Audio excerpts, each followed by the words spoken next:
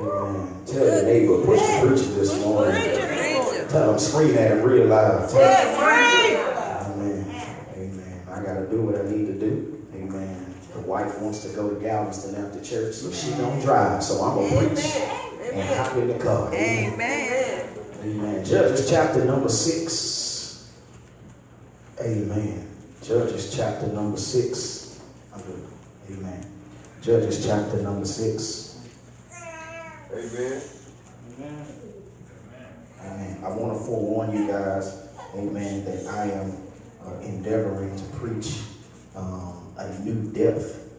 Amen. And so I want you guys to be attentive. Listen, I don't want you to just hear me in the spirit. Amen. Sometimes we get deep and we say, you know, I want to hear in the spirit. I want you to hear in the natural. Amen. Amen. So I need what's in your spirit to filter to your heart and your mind. So do me a favor. Lay your hands on your head and your heart. Open your mouth and say, Lord, when I hear this word, I don't want to just leave my mind out of the process. So say, Lord, touch my heart and my mind. In Jesus' name. Somebody shout amen. Amen. Quick announcement. Don't forget, listen, the youth man, listen, the youth department, they have built a whole new team around me, and I'm grateful for them. But they are extending their reach, so they have an email system. Am I right? They have an email system. So we need, what do we need? We need their emails. We need. Okay, I think everybody's done it. If they sent you an email, please respond so we can keep your email stuff on record. Please, y'all, check your emails. Everything that the youth doing, they're going to send email blasts. We're going to really set it up where the whole church is going to do that, where our announcements and all of these things, even though we're going to announce them, that we're going to send an email blast, Facebook and all of that, so we can tap our social media to make sure everybody is aware of what's going on. Amen? Amen. Okay. Amen. And Pastor Webb is going to come as soon as I finish preaching, and he's going to make a better announcement than I just did before we leave. Amen. Amen. Judges chapter 6. If you're there, scream, I'm there. Amen. Meet me at verse number 11. Tell your brain, check in. Check in. I'm going to read from the New American Standard Version of the Bible. Y'all give me a liberty. I'm not going to set my timer because I don't have time, but I'm going to sit down by 10:30. All right? Amen. Then the angel of the Lord came and sat under the oak that was at Ophrah, which belonged to Joash the Abizrite, as his son Gideon was beating out wheat in the winepress in order to save it from the Midianites. The angel of the Lord appeared to him and said to him, "The Lord is with you, O valiant warrior." Then Gideon said to him, "O my Lord, if the Lord is with us, why then has all of this happened to us? And where are all his miracles which our fathers told us about, saying, did not the Lord bring us up from Egypt? Now the Lord has abandoned us and given us into the hands of Midian." The Lord looked at him and said, "Go in this your strength and deliver Israel from the hand of Midian. Have I not sent you?" He said to him, "O Lord, how shall I deliver Israel? Behold, my family is the least of Manasseh, and I am the youngest in my father's house." But the Lord said to him, "Surely I will be with you, and you shall defeat Midian as one man." So Gideon said to him, "If now I have found favor in your sight, then show me a sign that it is you who speak with me. Please do not depart from here until I come back to you and bring out my offering and lay it before you." And he said, "I will remain until you return." Y'all do me a favor, help me announce my sermon. Touch two people on your road, start a riot, and tell your neighbor, say, "Neighbor, pastor's gonna talk about it's already in you." Come on, touch two people, tell them it's in you, it's in you. Come on, I said two people, touch two people, tell them it's in you, it's in you. It's in you, it's in you. You may be seated in the presence of our God. It's in me. Come on, scream at somebody else and tell them it's in you. It's in you. It's in you. Thank you, ushers. Thank you, musicians. Y'all ride with your boy for a few minutes. Already in me. You have a garden and you work hard all summer and all spring to make sure that your garden produces abundantly. And every year, just about the time you're ready to gather your harvest, your neighbor swoops down, takes your product away from you by force. This goes on year after year, and watch this, y'all. There's nothing you can do about it. That you toil for a whole year to make sure you have produce.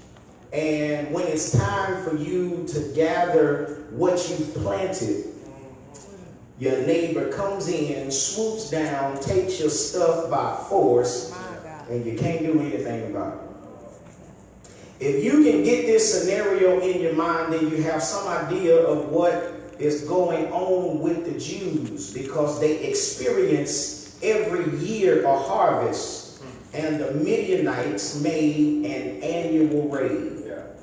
For 7 years, brothers and sisters, God allowed the Midianites and their allies to ravage the land of milk and honey, leaving the people in the deepest of poverty.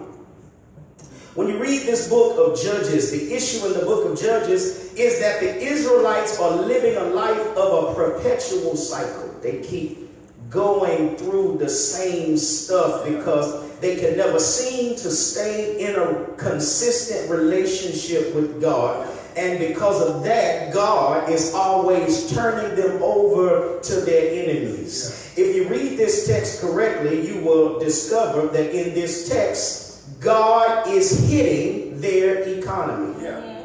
Everybody in this room can testify, if you want to make me mad, mess with my money. I wish I had a real church in here that can testify. Talk your noise all you want to, but don't touch my money. The Israelites, brothers and sisters, the text says the Israelites are dealing with an economy hit because the enemies are messing with their money, because the text says what they were taking from them was their livestock, their animals, and their tents. The text says that they came in like a swarm of locusts in number, and the Israelites were too attracted to the world. That's their problem. They were too attracted to the world. They crave the bright lights and pleasures of the world. They crave its passions and its wealth. They crave its comfort and its ease, its authority and its power, its recognition and its honor. They were looking at their Canaanite neighbors, and they believed that what they saw was better than what they had, and they began to desire the lifestyle of their neighbors. And what they did as a byproduct, they ceased to live separate and holy lives. They became complacent and permissive. They started doing what everybody else was doing. They began to fellowship with their neighbors, and they joined in their community festivities and their false worship. And long after that, they were actually engaging in the worship of Baal, forsaking God and turning their backs on him. They were hit so hard in their economy because of this that the text says they started to cry out to the Lord, because they had gotten so far from the Lord, they didn't understand how far they had gotten away. And so God in turn, read the context, he sends them a no-name prophet to rebuke them by reminding them that they had broken the commandments of God, and they had compromised and became what God had not intended for them to be. Brothers and sisters, oftentimes God has to allow the things that we love more than him to diminish finished so that he can bring us back to ourselves. Let me pause parenthetically and give you my first. Lord, I thank you in this room, and let me thank God that he loves me enough to send me a word of correction. Now, I know that word is not for everybody, because some of y'all don't want nobody to tell you nothing, and that's the reason why you stuck in a rut like Chuck and can't get up. But let me shout by myself, and let me see if I can get 4 more people to ride with your boy. And thank God that he didn't leave me in the state that I was in, but he gave me a word. I didn't like it. It made me mad, made me feel some type of way. But at the end of the day, I thank God for correcting me. If he loved, oh God, the Bible said that he chastens those that he loved. I'm just grateful that he loved me enough. Here's my second shout, that he didn't turn me over to a reprobate mind to make me think that what I was doing was right when I was wrong. Now let's be honest, brothers and sisters. It is not because we dot every I or because we cross every T. I'm going to shout this morning because he sent me a word to get me back in alignment. That when I veer off from him, he loves me enough to grab me where I am and tell me, wait a minute, I have invested too much in you to let you go that direction. I'm only talking to 4 y'all, but thank God that he pulls me back. Thank you, Holy Ghost. I just heard the Holy Ghost say, I'm pulling you into divine alignment. Because what the devil wants to do, he wants to get you in a place where you can't hear God. But the devil is a liar, because I cannot function in the earth without hearing in the spirit. That's why I don't need God to let me be a renegade. I need him to pull me back into divine alignment. Amen. Somebody throw their hands up and shout, thank God for correction. Thank you, Lord. Yes, Lord. I thank God. Because, hey, y'all, he doesn't want any of us to perish, but he wants all of us to come to repentance. His love for us is so rich that he gives us an opportunity to get corrected, that we need to understand that what God will do, God will send you correction, because God don't want you to go too far. Wait a minute, can I pause and give you my shout number 3? Here you go, right here. Thank God my little brother Zach and my sister came in. Let me give you shout number 3, and it goes like this. I thank God that he knows what he's invested in me, that even when my flesh wants to go to another level, it's the call that God has on my life that keeps me from venturing into stuff too far. I know everybody can't shout right there, but I need about 5 riders. I make number 6 that can help me testify, Pastor. There were some times that I wanted to push my flesh to another level. I wanted to put the spirit down. I wanted to push my flesh to another level. I had 1 drink. I wanted to see what 2 was going to do. But something in me wouldn't let me go too far. Somebody ought to throw your hands up and thank God that he didn't let me go as far as I wanted to go. Oh, Lord, I know I slashed his tires, but I wanted to bust out his windows. I wanted to egg his house. I wanted to put toilet paper on his trees, but God wouldn't let me do what my flesh. Touch somebody, tell them you bigger than that. You bigger than that. Bigger than that. Come on, Jackson. He sent them a word of correction. Watch this, y'all. After he gave them a word of correction, then he raised up a deliverer. That's right. That's right. This man Gideon was to be the instrument of God, but with any instrument, it's about to get tricky right here. With any instrument that God uses in a mighty way, he's got to first get past the issues and the weaknesses and the inadequacies that we all face. Yeah. All right. Can I give you principle number 1? I hope y'all interested. Yes. We must allow God to address our thoughts of ourselves. Gideon was called by the angel of the Lord himself. The text says, at first, Gideon apparently did not notice the angel of the Lord sitting under the oak tree close by where he was threshing wheat. He's threshing wheat because he's trying to hide the wheat and himself from the Midianites. So Gideon was actually threshing the wheat in a wine press that was hidden or sheltered out of sight.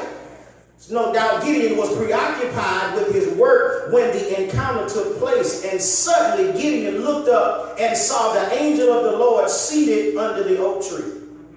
Notice the commission given to Gideon. He was assured of God's presence and addressed as a mighty warrior or a man of valor. Now, this term can refer to fighting men, but it can also refer to men of prominence and wealth who belong to the upper class or aristocratic nation of the world. So by applying the term to Gideon, the Lord was obviously preparing Gideon for the commission he was about to receive. Notice that it was not the term mighty warrior that stuck in Gideon's mind. Somebody say, cut your brain out. Cut your brain out. It was the reference to the Lord being with him. Verse 12 tells us that the angel of the Lord said that the Lord is with you. The next verse, Gideon said, if the Lord was with us. Hold up. Wait. Hold on, y'all. Hold on. Let me see if I can read the Bible. The angel of the Lord, Nicole, said, Gideon, you are a valiant warrior. The Lord is with you.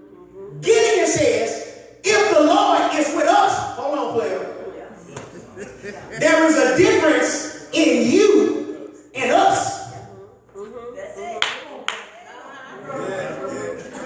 Gideon is focused on the nation as a whole, but the commission was for the single man, Gideon. That's right. Which means, what made Gideon shift from the you to the us? Psychologists would call it low self-esteem. Now, brothers and sisters, low self-esteem, those issues are actually formed by your history and your caregivers. If you grew up hearing that whatever you did wasn't good enough, how are you supposed to grow into an adult with positive self-esteem or a good self-image? If you were criticized no matter what you did or how hard you tried, it becomes difficult to feel confident and comfortable in your own skin later on. The shame forced on you for a perpetual falling can feel blindly painful. Some of us can't see past who we've been called in the past, that you don't know there is greatness in you because nobody ever spoke to that area. And so, brothers and sisters, if you apply this to the text, when you read down to verse 25, you will discover that Gideon is in a family that worships Baal. So Gideon is facing internal issues because he is too weak personally. He is too incompetent. He is too inadequate for such an enormous assignment. Even his clan was the weakest in the tribe of Manasseh, and his family was apparently the least of the families in the clan. So for Gideon, he couldn't see past himself. Ask your neighbor, what's holding you back? Well, ask him, what's holding you back? Gideon considered, wait, watch this. It was not that anybody told him he was the least. Gideon told himself. You better be careful what you tell yourself. No, listen. It's one thing for you to say something about me. It's another thing for me to say it about myself. I came today to speak to your self-image and tell you that it does not matter where you started. What you need to thank God for is that no matter how you started, if God brought you in this place on today, it's because God wanted you to know it don't matter where you've been, you are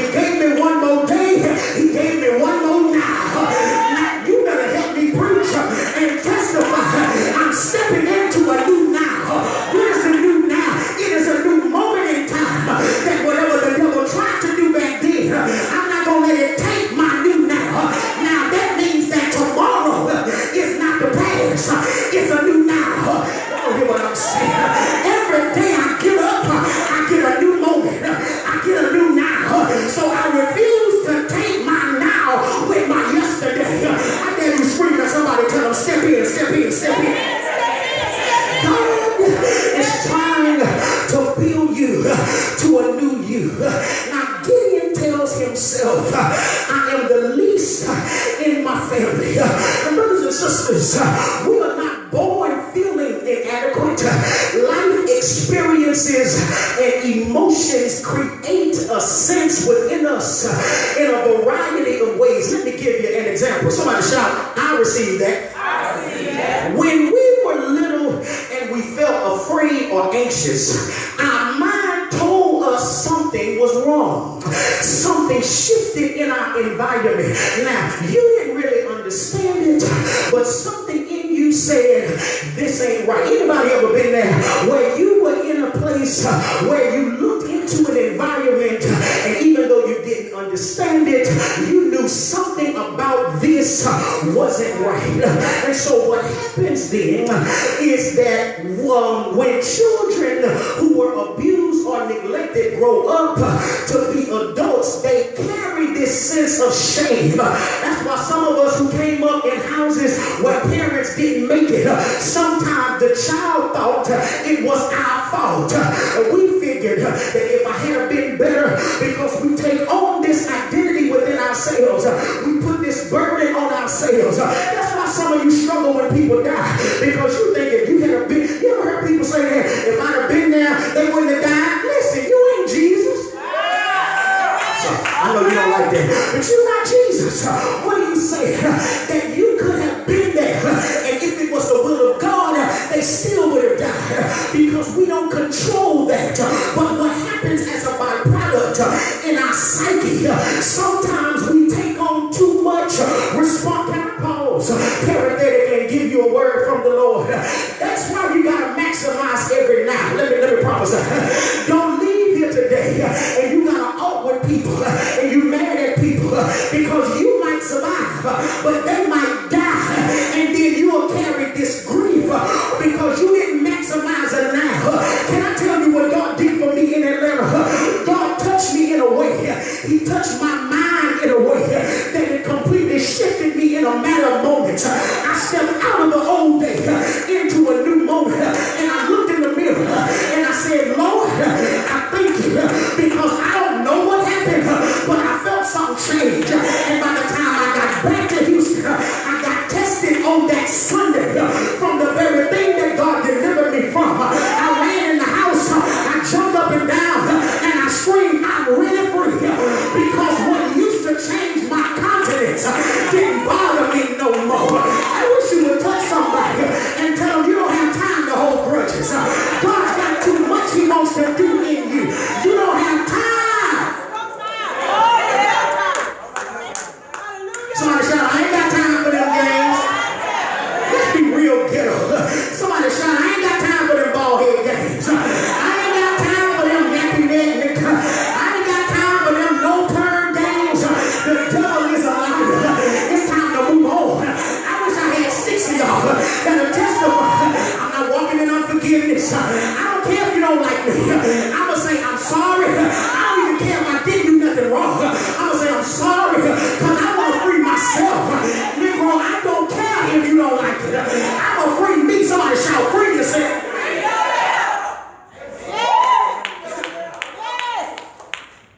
Gideon says, I got to hurry.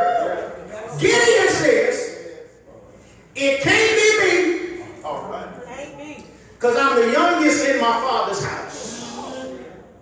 What Gideon couldn't fathom was that when the Lord called him a valiant warrior, come on, let's see if we can read the Bible. When God called him a valiant warrior, it was the Lord's way, watch this y'all, of calling him what he was not yet, but will become. Amen. Amen. Amen. Yeah. Speaking into existence. God called him a valiant warrior. Hold on. When Gideon comes on the scene, we see him threshing wheat.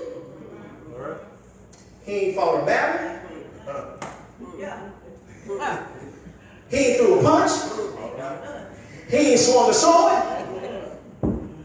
But the angel of the Lord comes to him and calls him what he could not fathom in his mind. I got a word for some of y'all.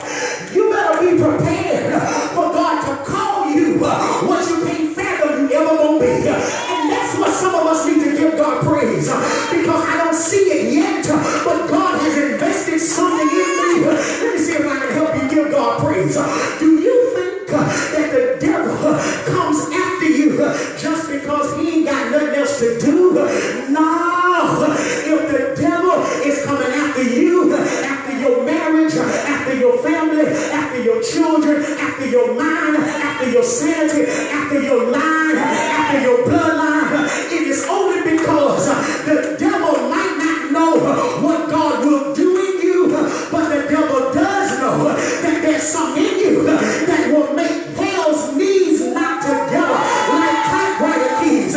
See, you scared of the devil, but the devil is scared of you. Scream at somebody and tell them, you don't know who you're looking at. I said, tell somebody, you don't know who you're looking at. All the reason why the devil is after me, he's after me because he knows that if I step into who I am, I'll tear hell's kingdom down. I wish I had 7 people in this church that would look at a neighbor and tell your neighbor that's why the devil is messing with you, because God has a plan for, I wish you could see it. I said I wish you could see it. I need you to bump somebody and tell them the devil is scared of you.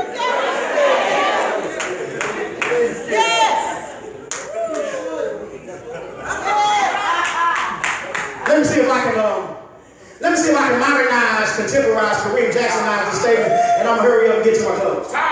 My God. We were at the house, me, KJ, Tiff, and Hines, we were at the house. Now, me, KJ, Tiffany, we were in the house. Hines was outside the house in his car. Hines called my phone. I looked out the window and saw him outside. I picked up the phone. I said, what's wrong? He said, Pop, have you been outside? I said, no, broad daylight. He said, Pop, I ain't coming to the door. I said, what? He said, it is a big snake on your porch. I said, a what? He said, a snake on your porch. I said, oh, okay. KJ said, Daddy, what's wrong? Our Hines said, it's a snake on the porch. KJ said, Dad, you don't look scared. I said, I'm not. He said, why? Because I killed one before. That will help me testify. When you defeated an enemy before, here is what you learned. You learned that the thing that you were scared of was really scared of you all the time. I wish you would grab somebody and tell them, stop being scared of stuff that's scared of you. Let me see if I can make my story make a little more sense. I went outside and the back of the snake was facing me and the head of the snake was facing another direction. I told Hines, I said, grab that big old brick. I said, Pop, I don't know. I said, Hines, go around the house, grab the brick, bring it over here. Because here's what I discovered. What I discovered is some of the stuff that you think has power over you is really under subjection to you. I wish I had a prophetic church. Then notice, so what we did, I said, we're going to team up. I said, I'm going to stand here. I want you to come behind the snake, and I want you to slam the brick on top of him. I noticed something. When he hit the snake started running from us. Hold up. Let me give you a word. Some of the stuff you running from, if you would stand in your power, that thing would run from you.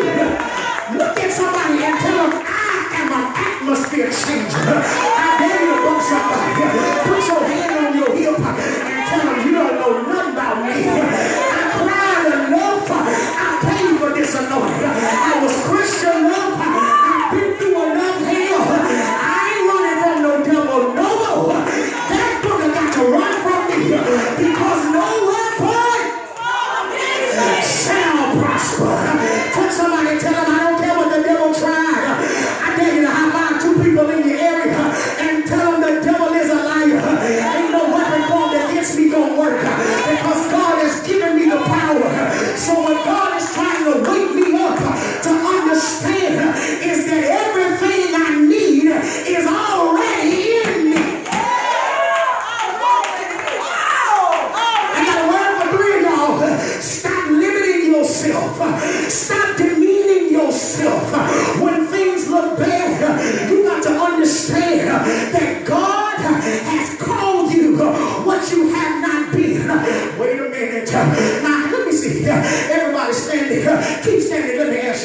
How many in here can testify that you saved? Throw your hands up. You saved. How many can testify I'm Holy Ghost filled? Okay, God. How many can testify that I got a gift from God?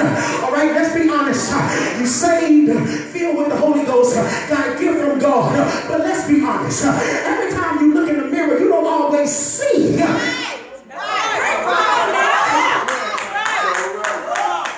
In fact, there are some people, I know people who say stuff. My wife said one day, I don't understand it, I'm a guy.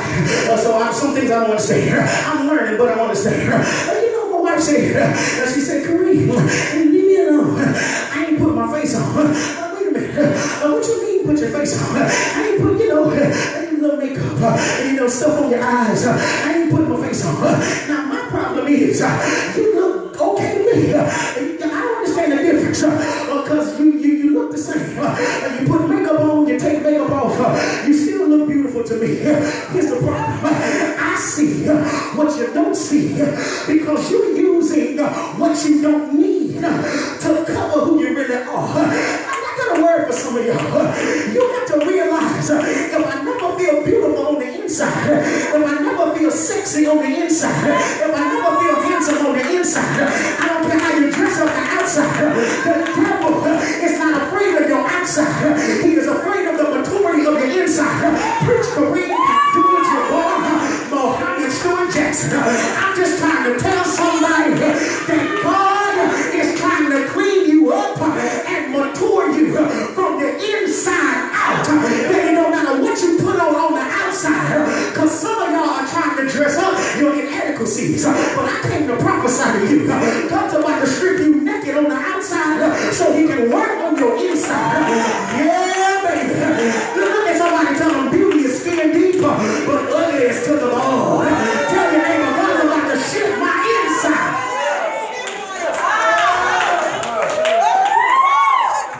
I got one more word. I said I got one more word. God, I don't know how far I'm gonna get. God is coming after your self-perception. Yeah.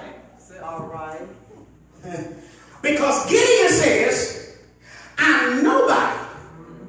But God says, I created you as a valiant warrior.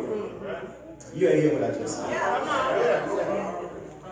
Gideon says, hey, God, I'm the least, I'm the last, I'm the left out, I'm the leftover. But God says, for three screamers, you don't know what I put in there when I formed you into your mother's womb. Because for many of you, you are discounting the anointing that's on your life because you base your anointing on your past. But the devil is a liar. I told you last Sunday, you got to get off the negative side of your process because God is trying to show you that the reason why I allowed you to go through all of that was because I needed to show you what was in there. And some of you didn't know you could take what you could take until God processed you. I want you to high five somebody, tell them I'm under the process, I'm under the process.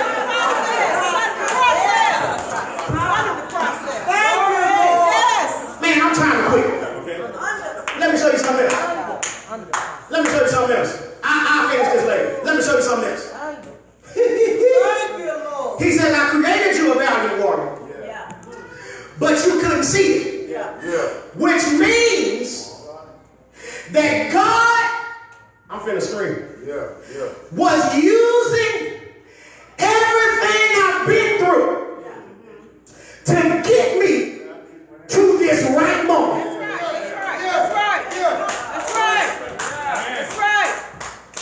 I said, God is using everything you've been through to get you to this right moment.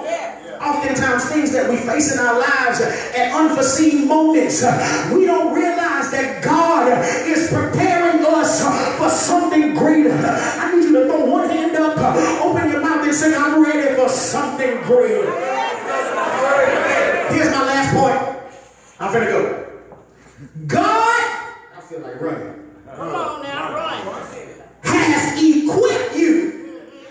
victory. I need you to prophesy to two people. Lay your hands on their shoulder and tell them God has equipped you for victory. Tell them God has equipped you. Let me read the Bible. In spite of the excuses, the Lord would not accept a no. Now watch this. He gave a very direct and straightforward answer to Gideon that ended all the excuses. He says, I will be with you. Y'all know when to shout. What he does, he tells Gideon that it don't matter what you go through, and it doesn't matter how you see yourself. I have equipped you for the victory. So what's going to ensure this victory is I'm going with you. I need you to grab somebody by the hand and tell your neighbor, God never intended for you to go through this process by yourself. Look at somebody and tell them you might not feel it, but tell your neighbor don't go by your feelings. Yeah, that's a word. I said don't go by your feelings. Sometimes you feel like a nut, sometimes you don't. I cannot be defined by my feelings. I've got to be defined by what God says about me. I need 10 of y'all to push me right here and tap your neighbor and say you might not know it, but God has invested greatness in you. Tell the neighbor it's already in you. Let me see. It's already in you.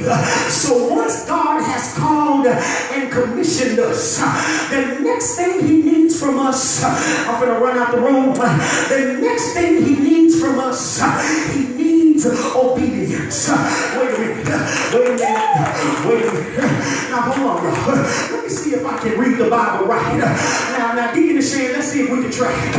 Now God says to Gideon, you are a valiant warrior.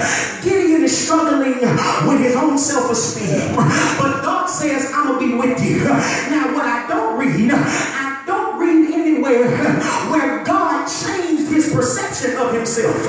So what God did, God assured him his presence. Now here's what that means.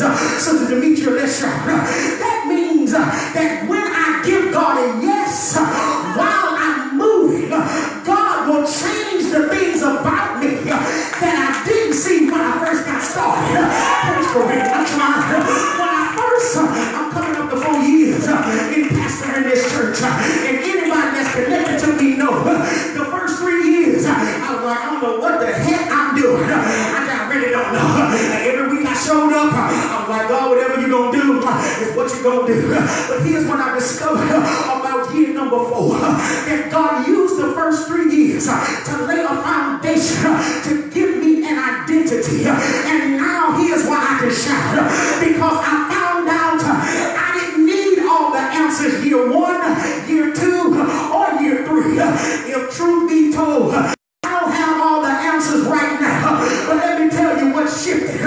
It shifted how I see myself. And when you learn that you got to see you right, that when I look at myself, I see the handiwork of God. I need somebody to help me preach. The devil is trying to mess with your mind so that he can change your perception about who you are. I got a word for 3 of you. It had to be a big God to make something so sexy. I'm sorry, that's too much for y'all. You can look in the mirror and call yourself ugly all you want to, but I'm grateful to God that when he made this Kareem Jackson, he broke the mold. Yeah, I got a doppelganger in Kareem Jackson II, but he's a sexy joker too, but he ain't like me. I wish I had help. I need you to grab somebody, look them in the face and tell them, hey neighbor, don't look at me. Tell them I might not be what you are, but tell them I know God made me who I am. And can't nobody beat me being me, because I am an original. I need you to scream at somebody and tell them I am who God says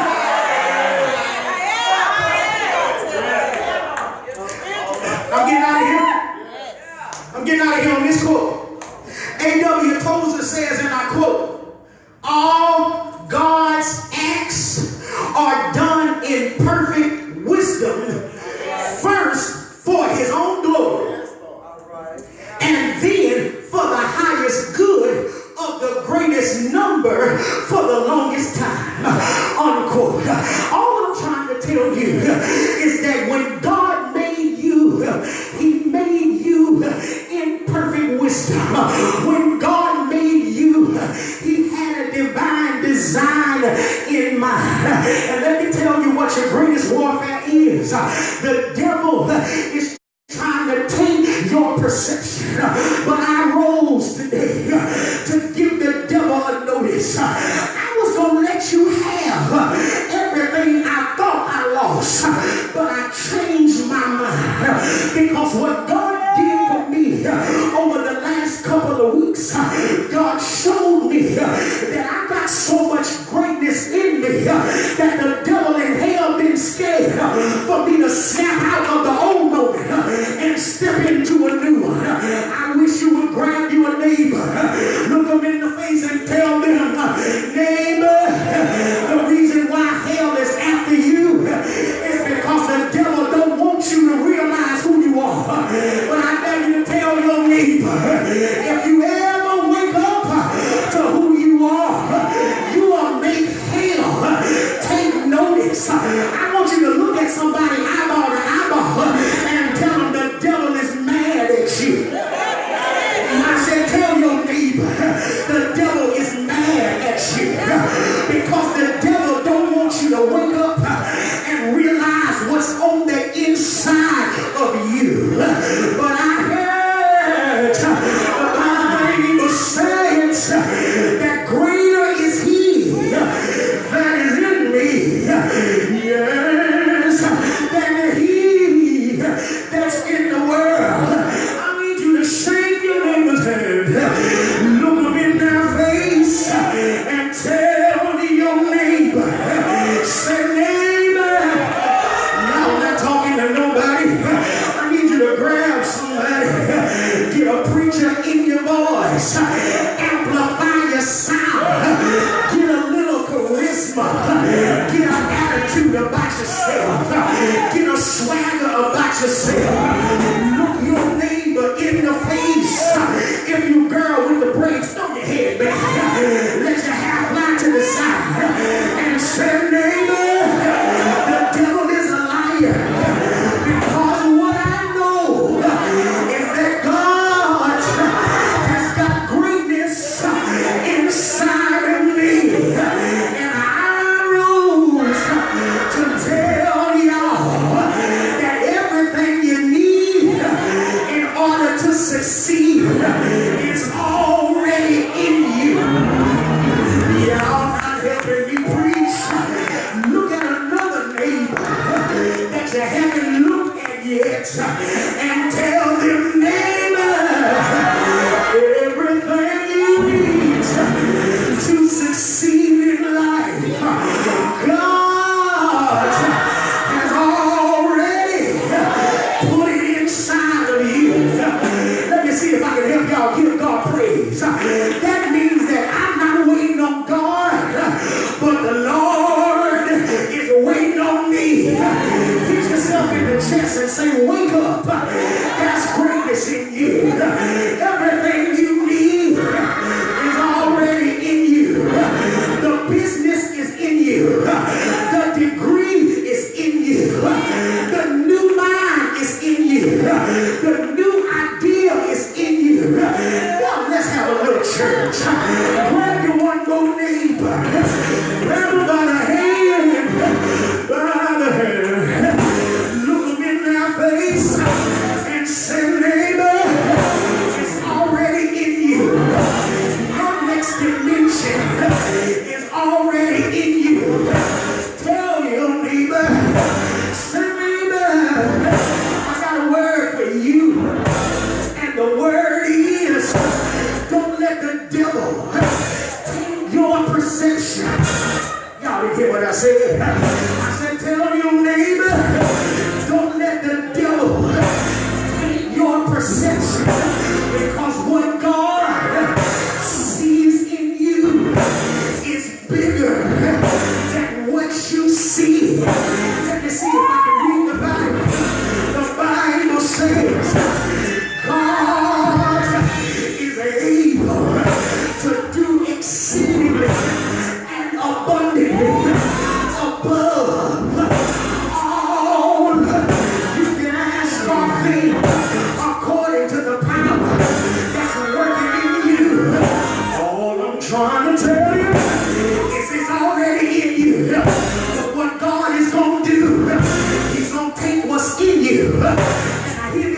Holy Ghost, he's going to amplify. I wish I had a church in here. I said, God's getting ready to take what's in you, and he's going to amplify. He's going to turn up the volume in your spirit. God's getting ready to show you that you are the head and not the tail. You are above and not beneath. It's already in you. So you don't have to wait until it shows up. You ought to lift your hand, open your mouth, and tell God, whatever's in me, amplify. Turn up the volume. Let the devil know that it's already in me. The victory is already in me. My next level is already in me. My new job is already in me. My next idea is already in me. My next level of money is already in me. New innovation is already in me. A new business plan is already in me. A new budget is already in me. A new phase in my life is already in me. Being a good wife is already in you. Being a good husband is already in me. Being a king is already in me. Being a queen is already in you. And I don't need nobody to validate me in this next season. I validate myself when I look over my life and I see where he brought me from. It had to be God that brought me out. Shake your neighbor's hand. I feel like preaching in here. Shake your neighbor's hand and say, neighbor, you've got to cultivate your faith in God and stop moving on how you feel. Let the devil know I'm not swayed by my feelings. I'm swayed by what God says about me. What did he say? I'm a royal priesthood. I'm a holy nation. I wish I had some preachers in here. I'm a peculiar people. Scream, preach, I preach. Open your mouth and shout, preach. Let the preacher man. I'm a chosen nation. I'm God's elect. Big picked out. The big picked on. But the devil is a liar. You picked on the wrong one. But all you did was wake up by your anointing. Crushed the Lord. I've been through enough hell. I've been through enough struggle. I lied to myself long enough. Now let me tell the truth of who I am. I am the call of God. I am a prophet to the nation. I am what God said that I am. Lean on your neighbor and say, neighbor, stop believing the devil's lie and tell yourself, I'm bigger than this. I'm better than this. I'm better than this. Whose report will you believe?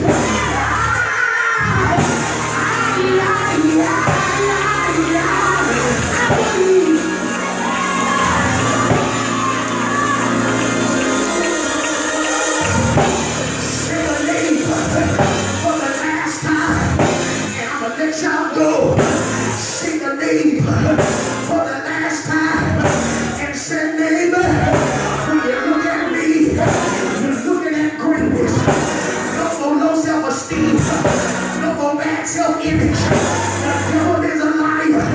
I just woke up to realize who I am, and I just need to know, is there anybody in resurrection that'll preach what you're born and testify?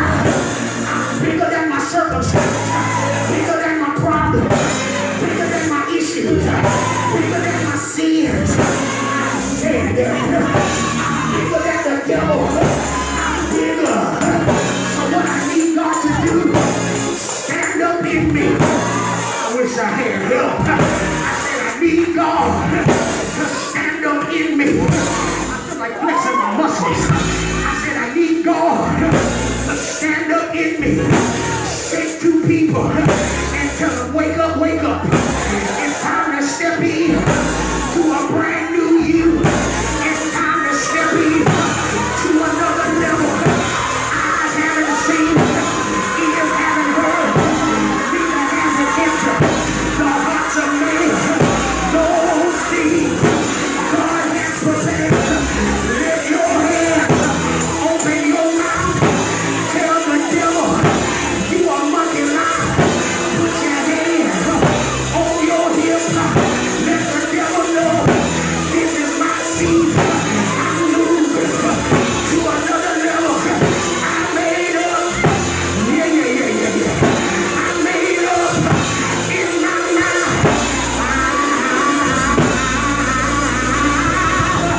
Not go wait till the battle is over, but shout.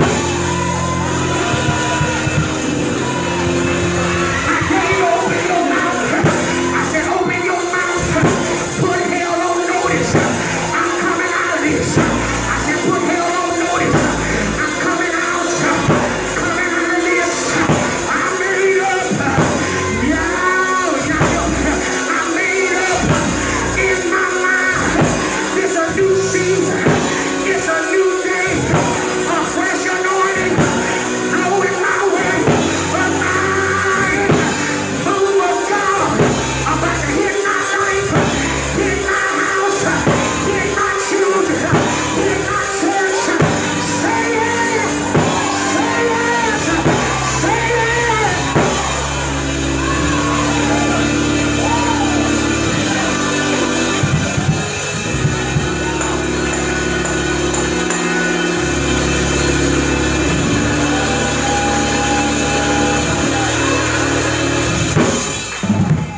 Somebody open your mouth and shout, it's a new season for me.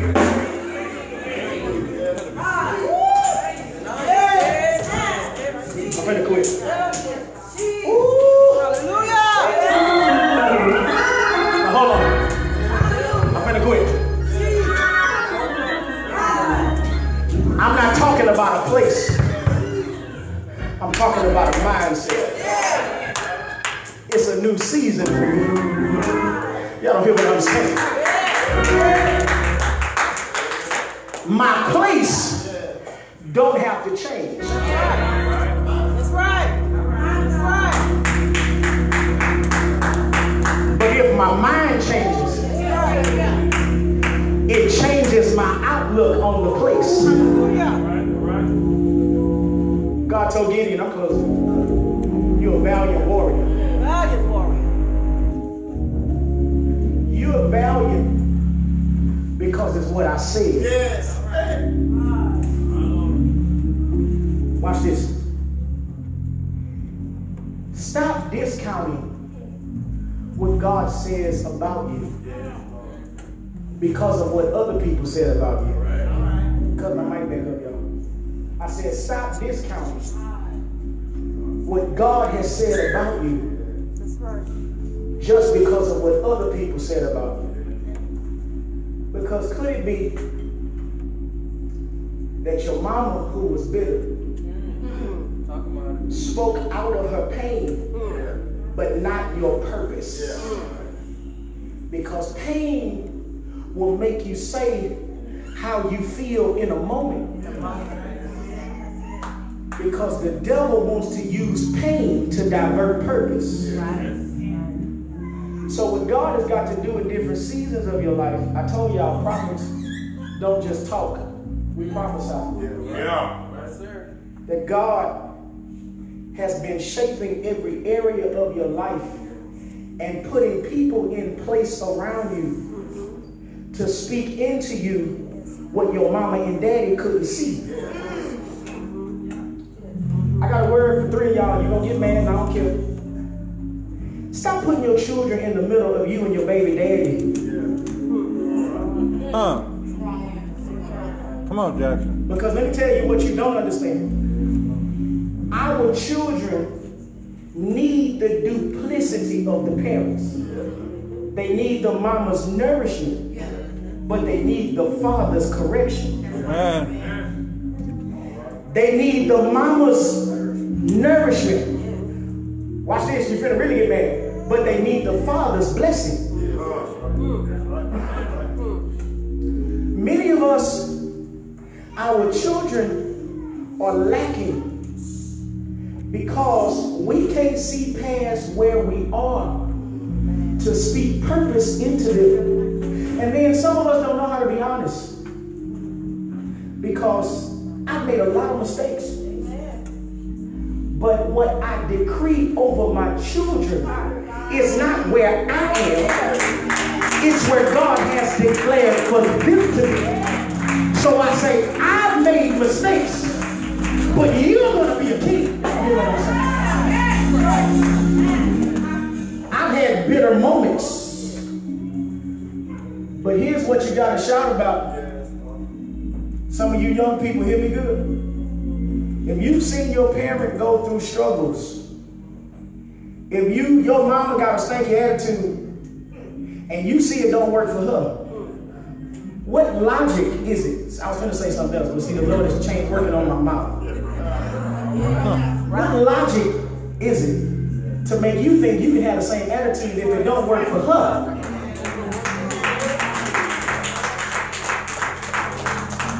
Hey, brother man. If you saw your daddy hit your mama, and that didn't work for him, what makes you think it's going to work for you? You saw your daddy be in a hole. Now, you got a lot of different brothers and sisters. Didn't work for them. No, I'm just saying, you make mistakes, I get it. We make mistakes, man. Here's my point. Young people, hear me good today. Hear me good. We're not playing. I want y'all to hear me good. Hear me good. We have already made enough mistakes for y'all. I'm going to say this, man, and I'm closing. I'm going to say this. You come up pregnant in this church, it ain't our fault. Because we've already showed you how to live past. Y'all don't want to hear what I'm saying. Hey, now you already made a mistake? Cool, make mistakes. We do that. We are human. But listen, don't make the mistake perpetually. Hey, if you dating somebody and you don't see potential, don't give up nothing. Y'all hear what I'm saying? Cut that junk off. We got to be honest by definition. What is this? I mean, come on, put your car. What is this? You trying to hit? You trying to have? I mean, what is it? See, y'all don't see how y'all look. Y'all. I mean, put your cards on the table. You want a relationship or you want to jump off? I'm talking about. Is this something continual? Or you just trying to see the dimples in my butt? Come on, define what it is. Are you really trying to get to know me? Or are you trying to get to know me? Which one? Come on, be honest. Because here's the thing, let me make the decision. Take it, neighbor, I don't have time for games. Listen to me. Some of us need to go and be honest. Listen. If you pass 20, you too old to play games. No, I ain't say past 50. I ain't say past 40. I said you pass 20. In this season, you too old to play games. You're too old. Listen, I ain't dating 4 or 5 people. Because see, listen, nowadays, before you date, you almost got to go through a whole background check.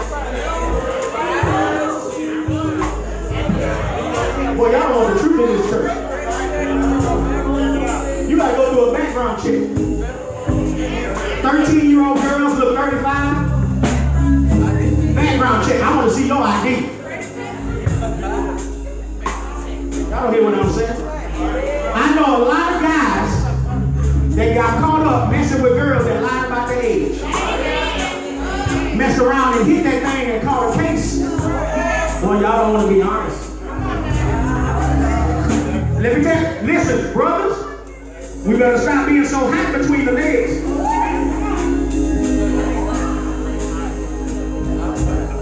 Stop popping that blue pill. Oh, y'all like the truth. I'm going to tell you how messed up this world has got. Now the women got Viagra.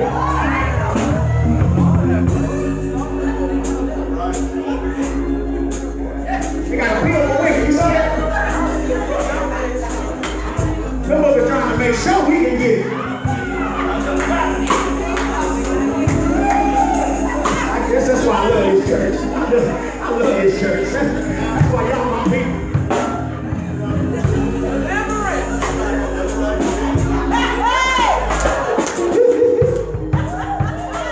Now watch this. Watch this. Watch me turn this page and I'm gonna quit. Watch this. It took somebody's innovative idea, even though it was negative, somebody making money from it. I got a question for you, Christian. What has God put in you? Woo! That you haven't tapped into yet. There's a market for what God is developing you. You gotta stop walking around acting like you can't achieve what God said you can have. If the world is doing it, surely we can do it for the kingdom. Tell your neighbor, I need about 2 or 3 streams of income. Tell them. I need about 2 or 3 streams of income. I got a prophecy for y'all. I hope you shout when I say this. Stop limiting yourself to your 9 to 5 and let God do something bigger in you.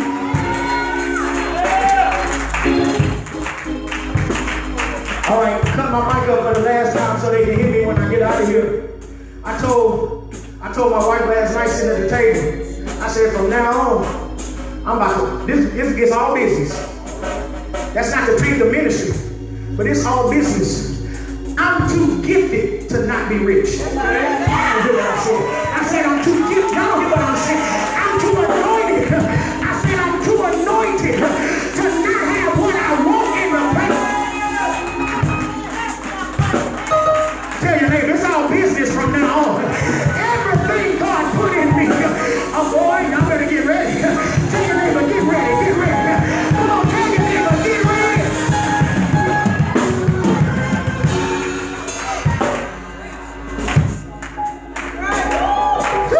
I said that. Tell your neighbor, God changed my mind. Come on, tell somebody, God changed my mind. So now I got all kinds of stuff on the table. I told Tim, I said, from now on, you tell the ministry team they're going to set my CDs up at the door. I'm marketing Kareem Jackson shirts. Y'all hear what I'm saying? I have about 3 streams of income. Y'all hear what I'm saying? I said I have about 3 streams of income. I wish you would grab somebody and tell them if God can bless the leader, the oil runs from the head down. Tell somebody I'm about to get paid. Tell somebody I'm about to get paid.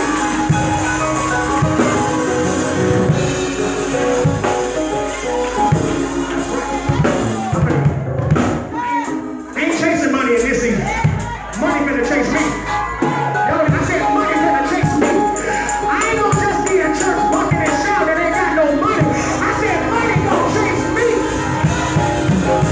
I dare you to high five somebody and tell them the message is to come. Tell them the best.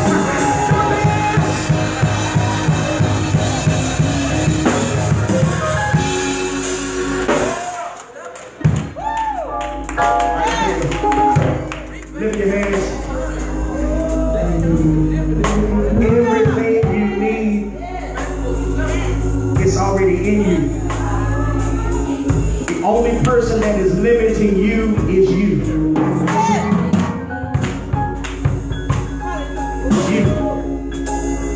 your relationships, your mind, your spirit, your negativity. Hey, Angie, pray for me. I got one more word. I got one more word. See, yesterday they were telling me about the youth, and I was sitting at the table. We were driving, getting ready to go get something to eat, and I started meditating on this sermon. And the Lord told me to tell my young people, the ability to create praise dancing is in y'all. So y'all don't need 5 other people. Do it yourself. You know what I'm saying? Look at somebody, tell them it's already in me. Tell somebody it's in me, it's in me. If I gotta work it, it's working. If I gotta learn how to do it, tell somebody learn how to do it. It's in you.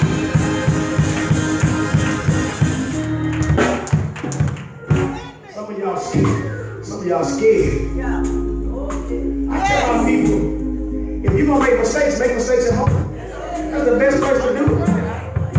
But the problem is, what we do sometimes, we need other people to identify what is already in us. I'm surrounded by young people that's got leadership ability, but their attitude stops them from being who God has created them to be. I rebuke your little funky attitude. I said I rebuke the funky attitude. God has already given you what you need. Somebody lift your hands and tell God, unlock the new me. Come on, tell him, unlock the new me. I speak over every lifted hand. I speak over every lifted hand. I am way over time. And I decree and declare that God, you're going to unlock what's been dormant on the inside of us. And even as Paul told Timothy, stir up the gift that is in you, that was given to you by the laying on of hands. God, thank you for the deposit that you have made in us. And we want to maximize that deposit for the kingdom. Give us what we need in creative ability and ideas and innovation. Help us to no longer be limited to just what we do. Help us to tap into the mysteries. Help us to tap into the unknown places of ourselves. And help us to discover the greatness that you have placed in us. God, we love you because you chose us before we ever chose you. Thank you. Thank you that we were chosen in you before the foundation of the world. Thank you that there is nothing that can pluck us out of your hand. So I speak over every lifted hand a newness in their minds, a rejuvenation, a newness. I speak healing in this house for every person that the devil has attacked with illness and ailments, and the devil has been trying to distract you. I rebuke it now in the name of Jesus. I pray for healing mentally, physically, spiritually, emotionally. I pray healing on every level of your life in the name of Jesus. Lay your hands on your neighbor's shoulder. I decree in the name of Jesus, supernatural breakthrough and overflow will hit every area of your life in the name of Jesus. Every place where you have lacked, every place where you have been weak, every place the devil said that this was it, I rebuke it right now. And I'm kicking open new doors, new dimensions in your life.